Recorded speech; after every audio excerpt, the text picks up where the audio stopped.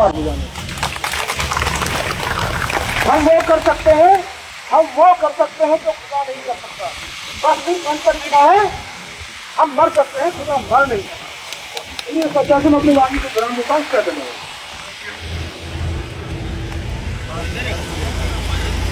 बहुत धन्यवाद जितेंद्र चौधरी जी। अब मैं हमारी इस आंदोलन का नेतृत्व कर रहे बड़े भाई डॉक्टर बबली गुजर से निवेदन करूंगा, एक मिनट जाओ, कि वह और अपने सूक्तम में विचार रखे। आदरणीय डॉक्टर बबली गुजर जी, बस मेरा हाथ जोड़कर निवेदन है, मैं तो 1 मिनट में अपने टीम का धन्यवाद करूंगा और उसके बाद आपका सम्मान करते हुए, क्योंकि पत्रकार बंधुओं ने हमारा बहुत सहयोग करा है, हम पूनम पंडित जी को बुलवाएंगे। और मेरा सभी से निवेदन है, दुनिया के इस देश के बड़े सिंगर भाई टीकम नागर जी एक गाना बनाकर लाए हैं आप लोगों के लिए, वो भी सभी भाइयों को सुन के जाना है।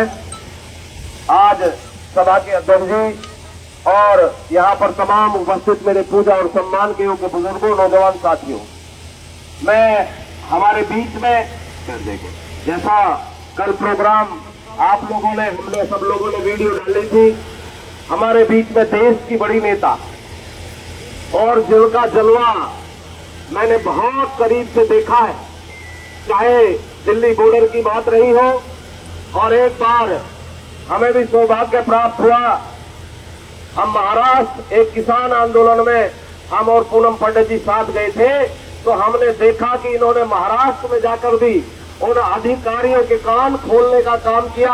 हम सब लोग साथ थे, महाराष्ट्र में जाके हमने और इन्होंने किसानों की लड़ाई लड़ी, वहां लोगों को न्याय दिलाया और उस लड़ाई को जीतकर हम और पूनम पंडित जी साथ आए थे। और हमारे बीच में भाई टीकम नागर जी, जो बहुत बड़े कवि भी हैं, लेखक भी हैं और बहुत बड़े आंदोलनकारी भी हैं। मैं तमाम लोगों का, भाई अवाना जी का, पूनम पंडित जी का, जो पूरी टीम आई है, मैं तमाम लोगों का बहुत बहुत धन्यवाद और आभार व्यक्त करता हूं और उम्मीद करता हूं पूनम जी, आदरणीय पूनम जी, कल हमसे आपकी और हमारी बात हुई, आपने तुरंत कहा कि बबली भाई जब कहो मैं जब आ जाऊंगी। ये हमारा संघर्ष बहुत बड़ा होने जा रहा है, बहुत बड़ी लड़ाई बनने जा रही है। और मैं देखो एक बार ऊपर करके दिखाऊं, यस, ताली बजा दो भाई इनके नाम की। ये संघर्ष बहुत बड़ा होने जा रहा है और निश्चित रूप से मैं तमाम लोगों को, माताओं बहनों को आश्वासन दिलाना चाहता हूं कि पूनम पंडित जी भी आई हैं और भी लोग आएंगे, लेकिन जब तक इन जालिमों को इन्हें भट्ट में नहीं बाढ़ देंगे और जब तक फर्क से शत्रु संपत्ति नहीं हटवा लेंगे, ये आंदोलन किसी भी कीमत पे खत्म होने वाला नहीं है। इस लड़ाई को हम निश्चित रूप से जीतने का काम करेंगे। बहुत बहुत सभी का मैं धन्यवाद करता हूं, क्योंकि पत्रकार, मुझे बोलना बहुत कुछ था लेकिन पत्रकार बंधुओं को जल्दी है। मैं टीकम भाई,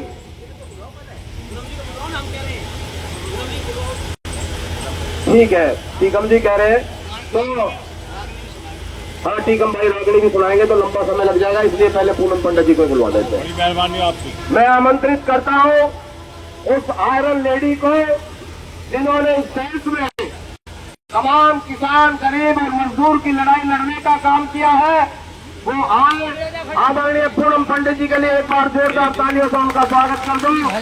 और मैं उम्मीद करूंगा कि हम लोग जब साथ में संघर्ष करते हैं, साथ में लड़ाई लड़ते हैं, तो आदरणीय पूनम पंडित जी इस आंदोलन को जब तक ये जीत ना जाएंगे, जब तक इसका पूरा सहयोग और समर्थन हमें करती रहेंगे। आइए पूनम पंडित जी। सम्मानित साथियों, सम्मानित मंच, यहाँ पर इतने समय से इंतजार कर रहे मेरे चाचा ताऊ, मेरे बुजुर्ग, मेरे नौजवान साथी, मेरी मातृशक्ति, मैं आप सभी का हाथ जोड़ करके, सर झुका करके आपको प्रणाम करती हूँ। मेरे प्रणाम को आप स्वीकार करें। मेरे साथ में चल करके आए हमारे राष्ट्रीय कार्यकारिणी के सदस्य, पश्चिमी उत्तर प्रदेश के सदस्य, हमारे उपाध्यक्ष, राष्ट्रीय उपाध्यक्ष दिनेश अवाना जी, राष्ट्रीय सचिव हरीश लोहिया जी, राष्ट्रीय सचिव नरेंद्र भाटी जी, हमारे उत्तर प्रदेश के अध्यक्ष जितेंद्र चौधरी जी और पश्चिम के युवा के अध्यक्ष गौरव जी, और यहाँ जितने भी लोग हुआ है, अजय शर्मा जी, और हमारे मोदी नगर से चाची भी आई होंगी, तारावती जी, और मेरी चाची मेरे गांव की है, वो यहीं रहती है, हमारे अनिल शर्मा जी, और समस्त टीम जितनी भी यहाँ पर संयुक्त किसान मजदूर संगठन की आई हुई है, हमारे वीरेंद्र मुखिया जी। आप कोई बुरा मत मानिएगा अगर किसी का नाम छूट जाए, कोई दिक्कत तो नहीं। आपने कह दिया ये सब आपका समर्थन करेंगे, इसलिए ये लोग हैं। और मैं धन्यवाद करती हूँ यहाँ पर आए हुए सभी इस दौर में जो मीडिया के साथी है, जो आज उनकी कलम पर पहरा लगा हुआ है, उन सभी का हार्दिक धन्यवाद और स्वागत करती हूँ, अभिनंदन करती हूँ, जो आज आपके बीच में 2 लाइनें लिख रहे हैं। एक बार उनके लिए आप तालियां बजा दीजिए जोरदार, क्योंकि आप नहीं जानते कितनी हालत खराब की हुई है हमारे मीडिया के साथियों की। मैं बॉर्डर से देखती हुई आ रही हूँ, और यहाँ पर जितने भी प्रशासन के लोग हैं, मुझे अच्छे से पता है उनकी हालत अंदर से क्या है।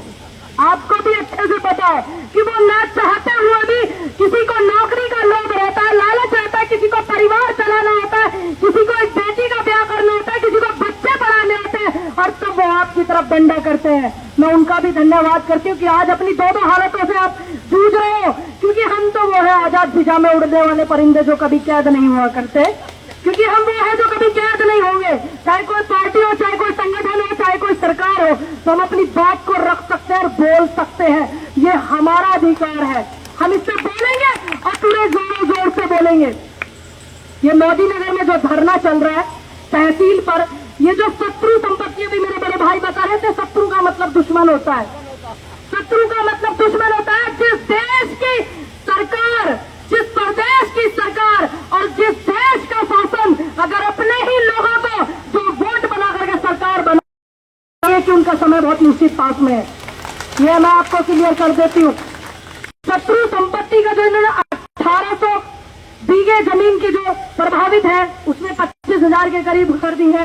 किसान भी हैं, और वो भी लोग हैं जो रेडी पटरी वाले छोटे छोटे 50-50 गज के जो बना लेते हैं अपने मकान, थोड़े थोड़े पैसे जमा करके खरीदते हैं।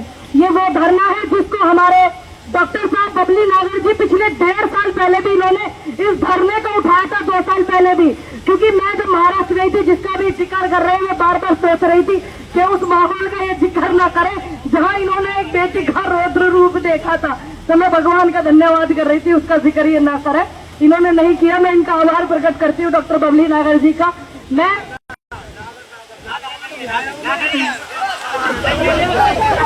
चलिए बबली पूजा जी, देखिए मैं धन्यवाद करती हूँ कि वो इस धरने को इतने अच्छे से चला रहे हैं, और आप सभी लोग अपने लिए आए हो, हम भी अपने लिए आए हैं। इतनी दूर से अगर आए हैं बुलंदशहर से, हम भी अपने लिए आए हैं, क्योंकि ये रोटी जो अन्न आप पैदा करते हो तो वो हमें आप खिलाते हो, हमारा पेट भरते हो। इसलिए यहाँ एक एक व्यक्ति जो है सब अपने लिए, अपने हक के लिए आने वाले समय में, ऐसा नहीं है कि आप ही शत्रु संपत्ति से प्रभावित हो सकता है कभी और भी जाना पड़े आपको, और जो लोग प्रभावित है मैं उनसे बोलूंगी कि वो यहाँ पर आए, इस धरने को समर्थन करें। जब आपकी धरने लगाने की बारी होगी तो यहाँ मोदी नगर से भीड़ जाएगी। मैं माता शक्ति को एक बात और बोलूंगी कि आप अपने चूल्हे चौके टेंट लगाइए, यहीं पर चलाइए, क्योंकि जब एक औरत बैठ करके चूल्हा चलाती है ना, और उस चूल्हे पर बैठ करके देश की और अपने अधिकार की बात करती है, तो ये मैं बेहतर जानती हूँ कि आवाज कहाँ तक पहुँचती है। तो आप ये जरूर कीजिएगा, टेंट लगवाइए बबली भाई यहाँ पर, अगर दिन रात रहना पड़ेगा वो भी रहेंगे। और प्रशासन के लोग कान खोलकर इस बात को सुन ले, ये न सोचे कि यहाँ पे हजारों आदमी ही दिख रहे हैं। इस देश का एक एक व्यक्ति जो यहाँ पर बैठा हुआ है, सारे जिम्मेदार व्यक्ति हैं। वो अच्छे से जानते हैं कि जिस दिन यहाँ भीड़ करनी होगी ना, एक एक व्यक्ति के पीछे 100-100, 200-200, 4-4 हजार, 8-8, 10-10 हजार इस तरीके के लोग यहाँ पर बैठे हुए हैं। जब यहाँ पर लाने की बात होगी तो मेरा आप लोगों से निवेदन है, आपकी हालत को देख करके मैं आपसे निवेदन कर रही हूँ, जो आपकी आज हालत टाइट किसानों ने की है और ऊपर से सरकार कर रही है, तो मैं आपकी हालत को भी समझ रही हूँ। मैं बबली भाई आपसे एक निवेदन करती हूँ, अपनी समस्त टीम, पूरे संयुक्त किसान मजदूर संगठन और एक बेटी होने के नाते से, इस देश की बेटी होने के नाते से, कि अगर आने वाले समय में इन्होंने आपका समाधान नहीं किया, इन 25,000 घरों का 1800 बीघे जमीन से जितने लोग प्रभावित है, तो ये ध्यान रखिएगा आने वाली समय में इस तहसील पर ताला लगाने का काम नारी शक्ति करेगी। लेकिन निर्देश आपके होंगे, जब हमें आप आदेश करोगे, जब हमें आप बोलोगे कि आज इस देश की नारी शक्ति की बहुत भारी मात्रा में जरूरत है और उसके साथी, उसके भाई, उसके दोस्त पीछे खड़े हैं, तो आप बताइएगा। लेकिन समय सीमा आप निर्धारित करेंगे, क्योंकि आंदोलन को पिछले काफी दिनों से आप चला रहे हो। ये मैं चाहती हूँ कि इस आंदोलन का जो नेतृत्व करने वाले जो प्रभावित लोग हैं, प्रभावित लोग ज्यादा बातों को समझते हैं, क्योंकि इस देश में हमने वो भी आंदोलन देखे हैं इन 3.5 सालों में। कहते हैं ना, गेज डाल के चेक करना, एक एक व्यक्ति को चेक किया है बैठ करके बहुत करीब से।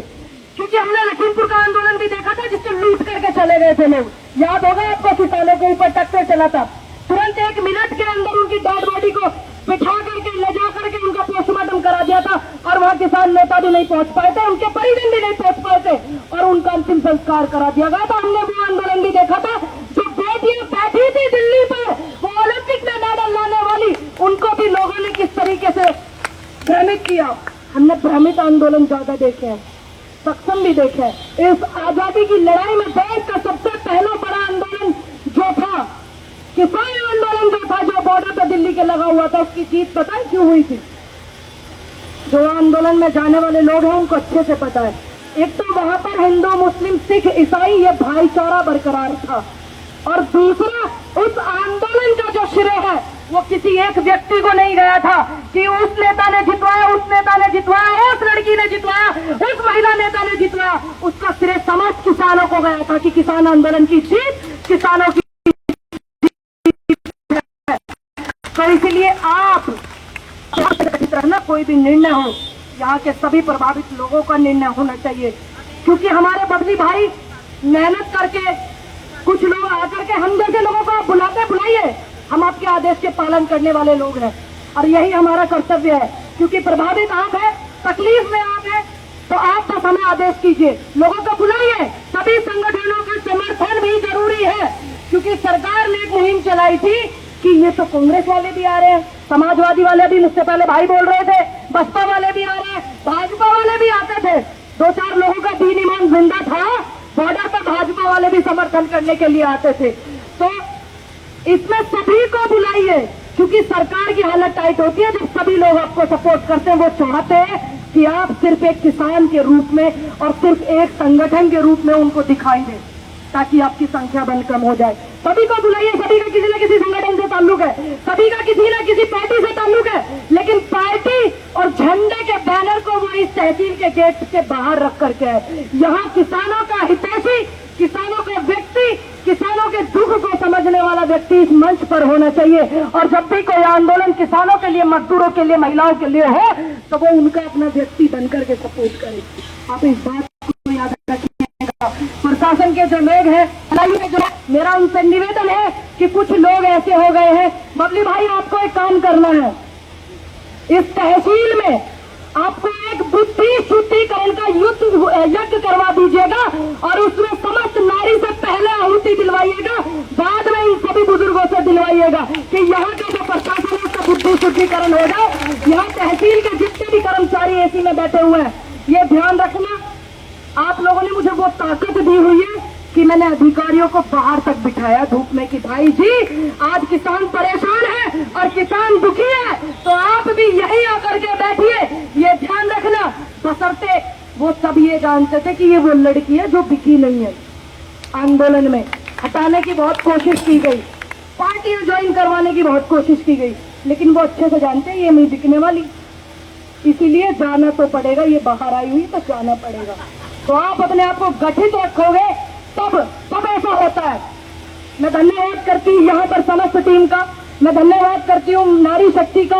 मैं आपसे निवेदन करती हूँ, जब मैं आऊँ अगले हफ्ते में आपसे मिलने के लिए, तो मैं रोटी यहाँ बना करके खा करके जाऊँ चूल्हे पे, क्योंकि इनकी हालत ही जब टाइट होगी, है ध्यान रखना आप लोग, क्योंकि ये लोग नहीं चाहते कि औरत की भागीदारी हो। सभी देश के पुरुषों के लिए नहीं बोल रही हो, कुछ मानसिकता वाले जो लोग हैं, क्योंकि वो नहीं चाहते। इस देश में ऐसी ऐसी वीरांगनाएं हुई है, झांसी की रानी जैसी, आप लोगों ने उन्हें झांसी की रानी बनाया। आज इतने सुंदर शब्दों से नवाज रहे थे मुझे अभी हमारे बबली नागर जी, डॉक्टर साहब हैं, बबली गुजर जी, आयरन लेडी। इसके पीछे आप लोगों का बहुत योगदान है, आप लोगों का बहुत समर्थन मेरे लिए है, इसीलिए ये पॉसिबल हो पाया है, नहीं तो कुछ नहीं है, कुछ नहीं है। आपको ये अच्छे से पता है कि सांस है सांस, एक न एक दिन जानी है, आज नहीं तो कल जानी है, लेकिन समय पर ये जरूर जानी है। हम आज हक की आवाज लड़ रहे हैं, मुझे अच्छे से पता है यहाँ पे कितने लोग प्रभावित हैं, लेकिन अभी कुछ लोग निकल करके नहीं आए हैं। मैं उनके लिए ये कह दूं कि जब इस आंदोलन की जीत होगी तो यहाँ जितने एक एक चेहरे बैठे हुए हैं जो रिकॉर्ड कर रहे हैं ना वीडियो, मेरा कैमरे में हो रहा है, वो सबको मैं पहचान सकती हूँ कि कौन कौन व्यक्ति इस आंदोलन में था। तो आप अपने बच्चों से निगाह मिला करके कह सकते हैं खूब खुल करके बड़े मन से कि जब शत्रु संपत्ति का आदेश हटाओ के लिए आंदोलन चल रहा था तो हम तहसील में थे, आप सभी कह सकते हैं। लेकिन जो घर बैठे वो क्या कहें कि हम डर गए, कि हम घबरा गए, कि हमारा काम ना छूट जाए, वही कहेंगे ना। लेकिन मैं गर्व से कह सकती हूँ कि उस मोदी नगर में इतने लोग ऐसे चेहरे थे कि जो नहीं डरे मुकदमों से, नहीं डरे पुलिस से और ना डरे वो भाजपा के टट्टुओं से जो बैठ करके गलत प्रचार करते हैं, जो बड़े बड़े मिनिस्ट्री मीडिया में बैठे हुए हैं। अगर आका का फोन आता है, मैसेज आता है तो वे बैठ कर अगर कहे बैठ जाओ तो वो पत्रकार दंडवत हो जाते हैं। ऐसे भी पत्रकार है। यहाँ पत्रकार हमारे काफी उम्र के, मेरे चाचा सामने मैं देख पा रही हूँ, गाँव में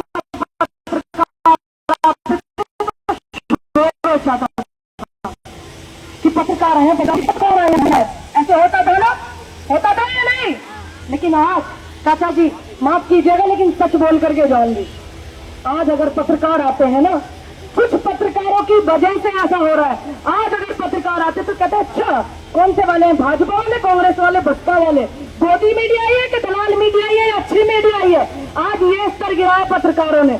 मैं यहाँ पर आए हुए सभी पत्रकार साथियों का वीडियो फोटो भी देख रही थी, जो लोग इस आंदोलन की रूपरेखा को अच्छे से ईमानदारी से दिखा रहे हैं। मैं उनका दिल से धन्यवाद और आभार करती हूँ। सोशल मीडिया के लोगों का भी, हमारे पत्रकार सुदर्शन न्यूज वाले भी आए हुए हैं, रफ्तार वाले भी, हमारे चाचा जी भी आए हुए हैं। मैं धन्यवाद करती हूँ देवेंद्र शर्मा जी का भी पुनः धन्यवाद करती हूँ। आपको समय समय पर यहाँ समय देती रहूंगी। जिस दिन ताली लगाने की बात होगी 4 दिन पहले बता दीजिएगा। अपने साथ जितनी ये महिलाएं यहाँ बैठी हुई है ना, इतनी महिलाएं और इधर जितने पुरुष हमारे भाई बैठे हुए हैं, इतने पुरुष लेकर के आऊंगी, वादा करती हूँ आपसे। लेकिन समय, सीमा, तारीख ये सब आप तय करेंगे बबली बाई जी, इन सब लोगों से पूछ करके। पुनः धन्यवाद करती हूँ यहाँ पर समस्त टीम का, पुनः धन्यवाद करती हूँ हमारे बबली गुजर जी का, अपनी समस्त राष्ट्रीय कार्यकारिणी, अपनी समस्त टीम का मैं धन्यवाद करती हूँ। यहाँ पर आई हुई नारी शक्ति को मैं नमन करती हूँ।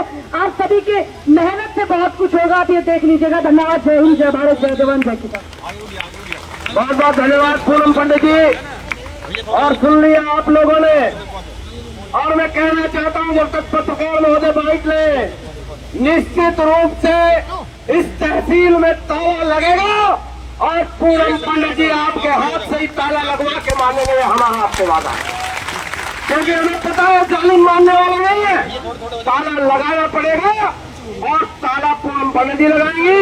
अभी जैसे ही बाइट हो जाती है, भाई सुनो, भाई सुनो, बात सुनो, सभी लोगों से मेरा निवेदन है, माताओं बहनों से निवेदन है, भाई टी कमनागर आपके लिए बहुत बहुत बेहतरीन गाना लिख कर लाए हैं। तुरंत 2 मिनट में अभी सुनवाया जाएगा, आप लोग बैठे हैं। आपसे मेरा हाथ जोड़ कर निवेदन है, कोई नहीं जाएगा, बाइट हो जाओ। दो भैया 1 सेकंड, बबली भाई बैठ जाओ, आगे हो जाओ, थोड़ा सा हो जाओ।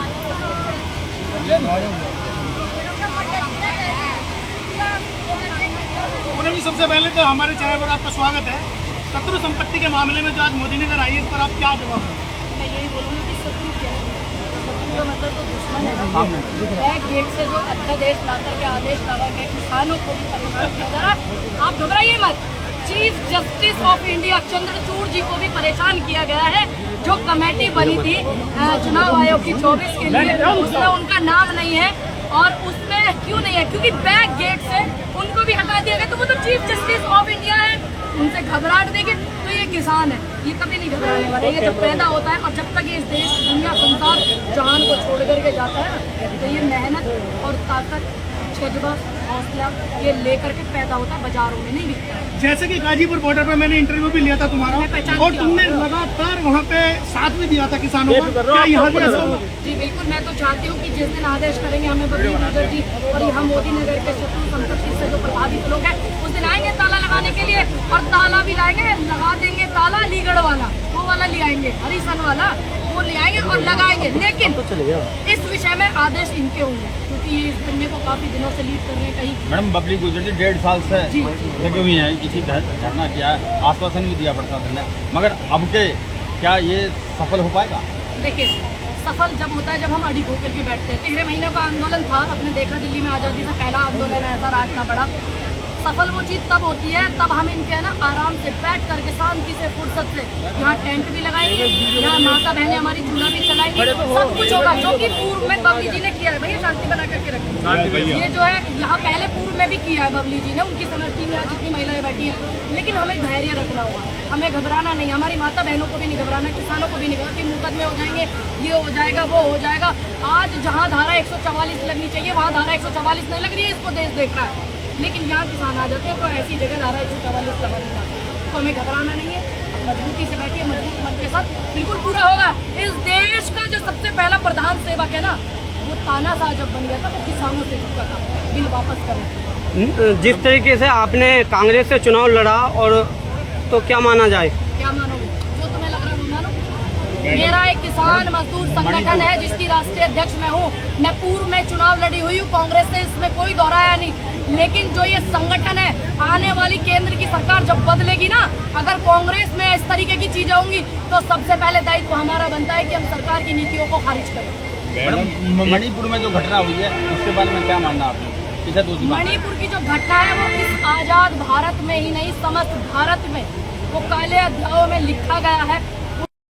बेटियों को जो परेड कराया गया है उस दिखाने के लिए बात में इस तरीके की चीजें की है जो कि आपने देखी है। वहाँ 144 नहीं लगेगी, 144 धारा, क्योंकि वहाँ पे हिंदू मुस्लिम हो गया, मणिपुर में हिंदू मुस्लिम नहीं है। तो इन सरकार में बैठे हुए पिट्ठुओं का जो फायदा होता है वो हिंदू मुस्लिम से होता है। और इस देश में, जिस देश में बेटियों को नंगा घुमाया जाए, उनके सतन खींचे जाए, मैं क्या कहूँ उसमें, मैं क्या बोलूँ? पत्रकार महोदय, मैं एक बेटी हूँ, महिला हूँ, मैं अपने आप को ठगा हुआ महसूस कर रही हूँ। उस दिन से जब शुरू में ये चीज हुई थी, पत्रकार इंटरव्यू लेना है तो मुझसे आंखों में आंखें डाल करके जवाब नहीं दिया जा रहा था। फिर मैंने अपने आप को सोचा कि अरे जो लोग इस तरीके की नंगी हरकतें कर रहे हैं भेड़िए भीड़ के, वो नहीं शर्माए, तो मैं एक बेटी होकर के क्यों शर्माऊं? मैं तो बेटियों के लिए बिल्कुल लड़ूंगी। तब मुझ में एक हिम्मत सी आई थी। उन बेटियों के साथ जो हुआ, क्यों नहीं 11 महिला मंत्रिमंडल में है, क्यों नहीं बेटी के सर पे हाथ रखने के लिए गई, क्यों नहीं गले लगाने के लिए गई? नंगा बेटियों को घुमाया गया, हजारों की भीड़ के भेड़ियों ने। देश के प्रधानमंत्री वोट मांग रहे, इधर उधर छत्तीसगढ़ राजस्थान वोट मांग रहे, क्योंकि वहाँ चुनाव है। मणिपुर में चुनाव नहीं है और मणिपुर में इनकी सरकार है, एनपी मुख्यमंत्री इस्तीफा नहीं देते हैं, वहाँ क्यों नहीं गए? आज एक महिला संसद की मर्यादा को नहीं समझती है, जो बैठी हुई मंत्रिमंडल में है। 32 मिनट का लंबा भाषण देकर के पीछे से आपा का मैसेज आता है, मैसेज को पढ़ती है और फिर एक व्यक्ति ऐसे हाथ लगाता है कि बोल, उत्साह, संसद की मर्यादा खराब कर। और तब वो महिला बोलती है कि विपक्ष के नेता ने मेरे को फ्लाइंग किस किया या फ्लाइंग किस किया।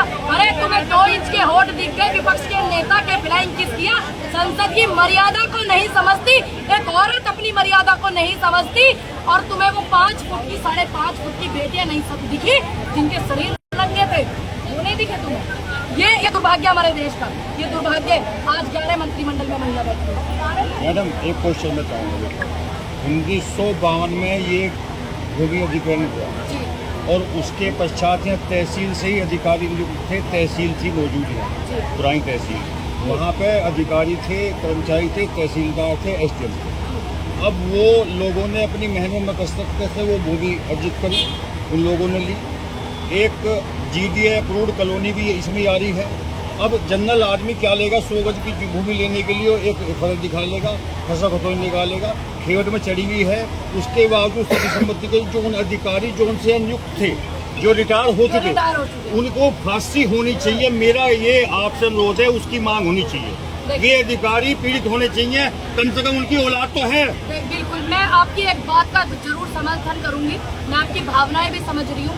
इस देश में जितने भी, सिर्फ मोदी नगर की नहीं मैं बात करूंगी, इस देश में जितने भी ऐसे मामले हैं जो अधिकारी पैसों में, धेलों में और जो रजिस्ट्री कर देते हैं, बाद में गरीब लोग मजदूर होते हैं, 50 गज के प्लॉट लेते हैं, उनसे जो प्रभावित हो रहे हैं, तो रिटायर होकर के मोटा पैसा लेकर के बैठ जाते हैं। तो उनकी संपत्ति पे अगर उनके बच्चों का अधिकार है तो उनको जो परेशानी होनी चाहिए, उनके बच्चों को भी होनी चाहिए और उनको भी होनी चाहिए। क्योंकि कहते हैं ना कि पिता की संपत्ति पे बेटे का अधिकार, जब पिता जब कोई कर्जा लेता है तो बेटा ही देगा ना, उसी तरीके से होना चाहिए। क्योंकि इस परेशानी से नोएडा में, गौतम बुद्ध नगर में बुलंदशहर में, मेरठ में, न जाने तमाम, गाजियाबाद में भी आप बात कर रहे थे, गाजियाबाद डेवलपमेंट अथॉरिटी की बहुत लोग प्रभावित है और वो लोग बैठ रहे हैं अपने घर पे। बिल्कुल उन पे कानूनी कार्रवाई होनी चाहिए। अगर वो नहीं है परमात्मा का कुछ इस तरीके का, तो उनकी संपत्ति जो है उसको जब्त करके किसानों को दी जानी चाहिए, बिल्कुल दी जानी चाहिए। धरने का लगातार तीसरा दिन है, धरने का लगातार तीसरा दिन है, लेकिन किसी अधिकारी ने अब तक कोई भी सुध नहीं ली। तीसरा दिन नहीं है, इस धरने को 1.5 साल हो गया है। 1.5 साल से तो लगातार चला, लेकिन अभी ये 3 दिन से चल रहा है। इसमें कोई भी अधिकारी ये जानने के लिए नहीं। अधिकारी बुलाने के लिए इन किसानों को जो बैठे ना सारे जिम्मेदार लोग, इनको अच्छे से आता है, अच्छे से आता है। जिस दिन ये सामने जो सड़क है ना, यहाँ पर हजारों की संख्या में भीड़ दिखेगी ना, 2 घंटे का खेला, अधिकारी भी आएंगे और डीएम भी आएंगे, तुम्हारे सबको ही आएंगे, घबराइए मत। तुम्हारा हौसला अफजाई मैंने देखा बॉर्डर पे, आज बहुत कर्मठ और लगनशील और हिम्मत वाले। सभी भाई बैठ जाए, मेरा ये कहने का मैं आमंत्रित करता हूँ